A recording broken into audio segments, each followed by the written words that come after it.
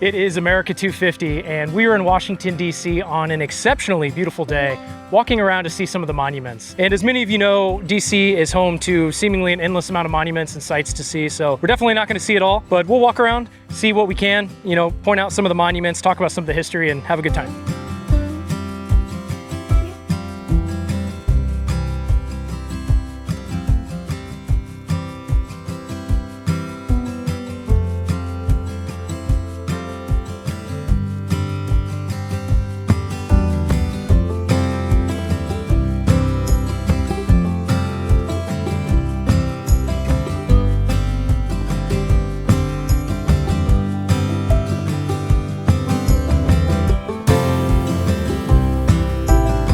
We're going to start here at perhaps DC's most prominent and well-known monument. This is the Washington Monument. It was completed in 1884 and stands at 555 feet tall, which actually makes it the world's tallest stone obelisk.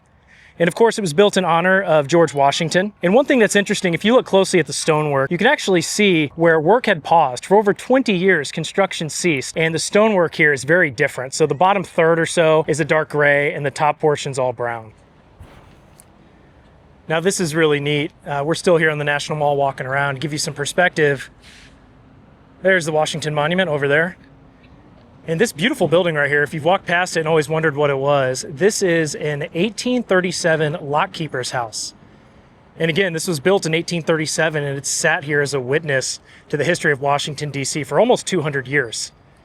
And it served as a lockkeeper's house, and then for well over 100 and some odd years, I believe it served as, they said it was a comfort station, so a public restroom, things like that. And today it is open Thursdays through Sunday for visitors to go in and check it out, but it is a beautiful little structure. It looks so out of place here with all these other towering monuments around it, but a really, really neat structure and another piece of history right here in Washington, D.C. We're now coming up on a memorial that I'm very excited to visit because I've actually never been to it, despite all the times I've been to Washington, D.C. And as many of you know, I have a goal of visiting the grave of every signer of the Declaration of Independence. And right here on the National Mall is the Signers Memorial. It commemorates the 56 men who signed the United States Declaration of Independence. It was dedicated in 1982, right here within what is known as Constitution Gardens. And it's really a quiet memorial that I don't think a lot of people know about. So again, I'm excited to check it out and to bring you all here with me. All right, so we just crossed the bridge over here to the island. And it really is a beautiful monument. They have these really nice inscriptions on the ground as you walk across that are worth taking a look at. And I can understand why this is probably one of the lesser known and least visited monuments here on the National Mall. It's pretty subtle, but it's in a beautiful location out here on this kind of small man-made island on the pond. But I like how they do this with the signatures. They break them up by state. So here we see a lot of the Pennsylvania signers. Get into New Jersey, New York, of course, Connecticut. Big fan of Roger Sherman here. He would later propose the Great Compromise at the Constitutional Convention, and he signed pretty much all the major papers, the only one to do so. So the Rhode Island signers, William Ellery is one of my favorites to study. I used to visit his grave a lot, and beneath him, the only other signer from Rhode Island was Stephen Hopkins. And I want to point something out here. If you look closely at his signature, it looks kind of messy. And he had palsy. I believe he suffered from palsy at the time when he signed the Declaration. And he said something to the effect of, "My hand trembles, but my heart does not," when he was signing for independence, because he didn't want anybody to question his signature, which may look messy, may look like he was nervous when he signed it, for anything other than, how confident he was in signing for independence and really putting his life and everything at risk. Here we have the Massachusetts signers. Of course, John Hancock, probably the most famous signature on there. And I think there's a story that's been going around for a long time that said John Hancock signed his signature this large so King George III could see without his spectacles or something like that. But I don't believe there's any truth to that. If you look at other documents, John Hancock generally always signed his name fairly large like this. And he was also the president of the Continental Congress at the time. So he signed his name pretty prominently there at the center before the other signers went forth and signed it. And then we have New Hampshire right here. And like I said, this is a beautiful location. Great views of the Washington Monument there in the distance. It's very quiet. We're the only ones over here. We'll take a look at the other signatures here. Okay, Georgia, I kind of started in the middle, I guess. And I also want to point out, it actually has the states' names here at the bottom. But the Georgia signers there, Button Gwinnett, he was actually killed in a duel by General Lachlan McIntosh the next year, 1777. So I believe he was the first signer to die after signing the Declaration. Here we have South Carolina, North Carolina, of course, the Virginia delegation. You had the likes of Thomas Jefferson, Thomas Nelson Jr., of course, Francis Lightfoot Lee, Richard Henry Lee. Richard Henry Lee, of course, on June 7th is the one who proposed independence. Another one I'd like to point out, Benjamin Harrison here. In a recent video, I actually visited the grave of his son, William Henry Harrison, America's 9th president, who was also America's shortest president, not in height, but in length of presidency. He died on his 32nd day. And this was Benjamin Harrison V, who lived in Virginia. And of course, like I said, his son was William Henry Harrison. And then the grandson of William Henry Harrison was our 23rd president, Benjamin Harrison. And here we go into the Maryland signers. Charles Carroll of Carrollton, the only Catholic signer. Some of the others here. And then we also have Delaware. And then here we have some of the other Pennsylvania signers on the end. They kind of split them up. Yeah, just a really beautiful memorial. Very subtle, very simple, not a towering monument or anything like that.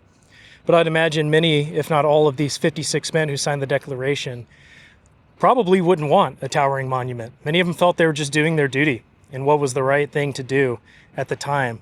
And every single one of them knew that they were putting their life, their property, and their families on the line. So really, really nice memorial in Washington, D.C. I'm glad I finally got to see it. And like I said, if you're ever coming to D.C., please do not miss this one.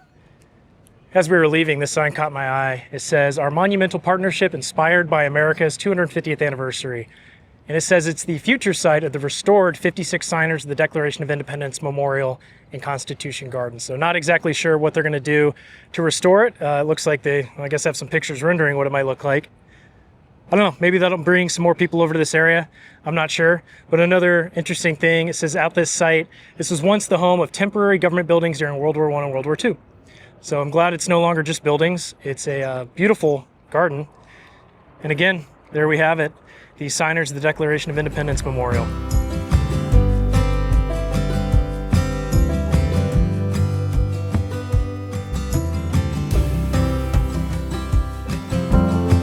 And here we are at the National World War II Memorial. And this is actually one of the newer ones here in DC. It opened in 2004, and it commemorates the 16 million Americans who served during the Second World War. And if you look around, it has 56 granite pillars, which represent the states and territories that united in the Allied victory. And it really is a beautiful memorial. They got some incredible fountains there at the middle, you can see. And on each side, off in the distance, they have the Pacific, and this side is the Atlantic. Wow, and this really is, honestly to me, probably the most beautiful memorial that's here in Washington, D.C.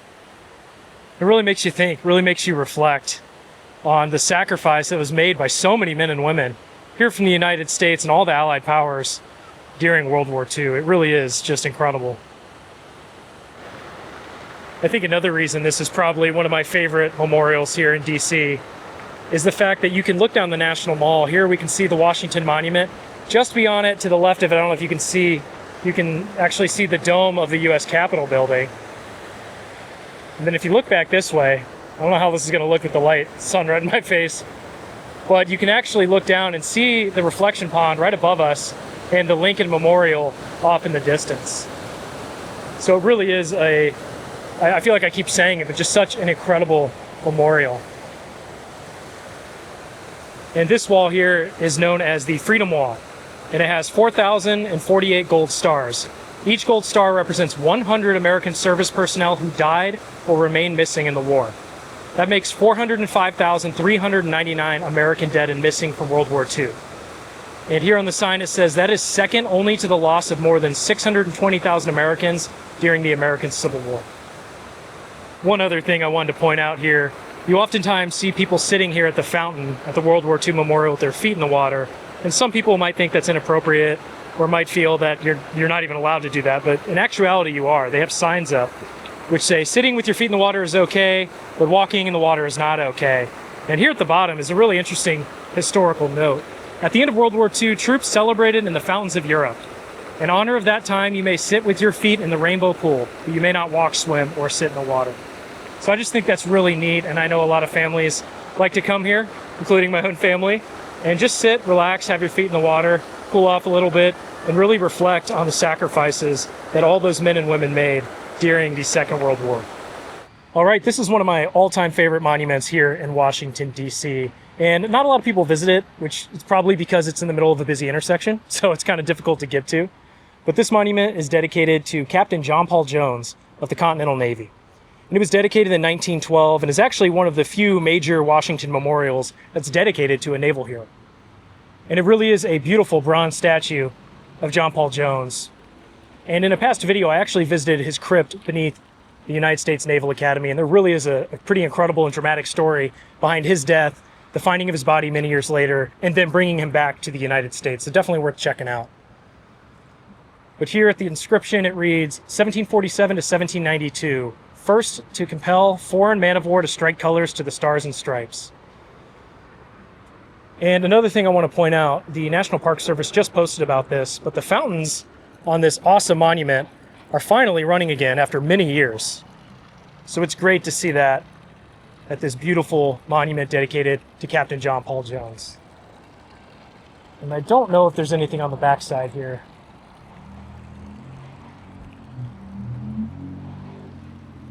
Oh, that's pretty cool. There at the top it says, "Surrender, I have not yet begun to fight." And there's a depiction of John Paul Jones, I believe hauling up the Stars and Stripes, the first to do so on a U.S. man of war. And there at the bottom the inscription reads, "In life he honored the flag. In death the flag shall honor him."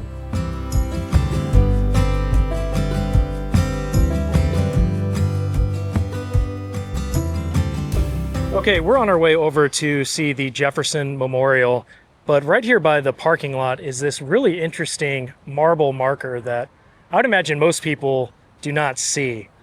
And what's really neat and unique about it, other than the beautiful engravings in the marble, is that the plaque on it is completely in Spanish. And what I learned from getting this translated is that this monument, and the cup here at the top specifically, was sculpted from a fragment of the marble column of the monument to the victims of the USS Maine, which was erected in the city of Havana, Cuba, whose column was brought down by the cyclone of October 20th, 1926. Really interesting, and basically there was a monument that was built in Havana Harbor, dedicated to the USS Maine and the men who perished on it, and the marble that they used to make this portion of the monument was taken from a column from that monument in Havana, if that all makes sense, and erected here. So very beautiful.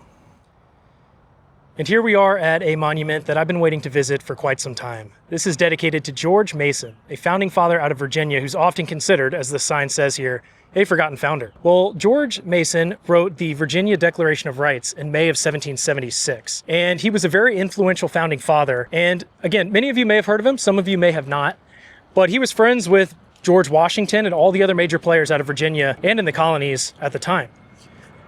And back here is the George Mason Memorial. And this was dedicated in 2002. It's one of the newer memorials here in Washington, D.C. George Mason was the author of the Virginia Declaration of Rights, which was a big inspiration for the Bill of Rights. And although he did attend the U.S. Constitutional Convention in 1787, he was one of the few men who actually decided not to sign the U.S. Constitution. And part of that is because he felt that it gave too much power to the federal government and that it may trample on states' rights, such as his home state of Virginia. And this is really a nice memorial. It shows him sitting here kind of in thought. Here in his hand, he has Cicero, and next to him are a few more books, some of John Locke and Rousseau, which were some of the inspirations for him when writing the Virginia Declaration of Rights. But a really nice memorial, and they also have some really nice inscriptions on either side from the Virginia Declaration of Rights and some other quotes that were written about him. Okay, here we are looking at the tidal basin. Of course, you can see the Washington Monument over there. And one thing at this point you probably realized is I did not stop at a few other key monuments, memorials over there on the National Mall, specifically the Vietnam, Korean War, and the Lincoln Memorial. Well, to be honest with you, with the weather and everything in between, crowds, we decided not to walk down that way.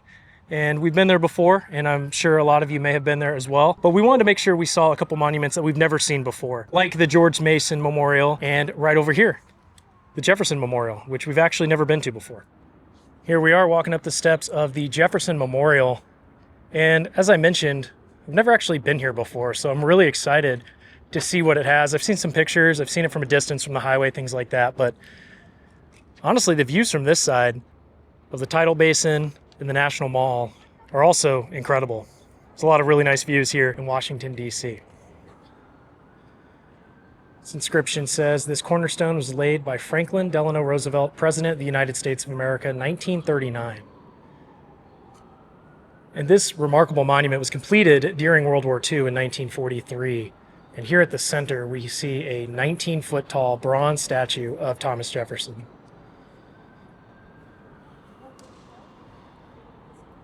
Wow. And like many of you, I've been to the Lincoln Memorial, which is truly a remarkable sight. But this, I would say, honestly rivals it.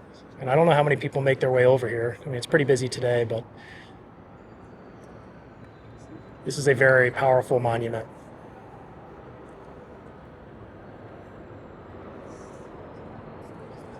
Of course, Thomas Jefferson, although he was part of the Committee of Five who wrote the Declaration, many would agree, to include Ben Franklin and John Adams, that he was the primary author. Here we see some portions of that. Of course, the beginning, "We hold these truths to be self-evident, that all men are created equal, that they're endowed by their Creator with certain inalienable rights. Among these are life, liberty, and the pursuit of happiness." Yeah, this really is a remarkable monument, built in that neoclassical design, as we see a lot of the monuments here in Washington, D.C., and a lot of the buildings. But, Jefferson was an extremely complicated figure from American history. Very intelligent man, in many ways quiet. Of course, he was a slave owner. He was the author of the Declaration of Independence. He was a diplomat. He was the third president of the United States. Of course, he was also the second vice president of the United States. And in so many ways, he defines that early American period and really set the course for the United States. All right, we're going to finish up our time checking out monuments here in Washington, D.C. at the Jefferson Memorial. And like I said, there are really dozens and dozens of memorials and monuments here, many of the big ones that we didn't see in this video. But, I implore you, come to Washington, D.C. yourself. There's so much to see. Well outside the monuments, all the Smithsonian museums, there's a lot to learn, a lot of history here. And it really is incredible to walk around and just soak all that up. But that's going to be it for this one. Now it's on to the next journey.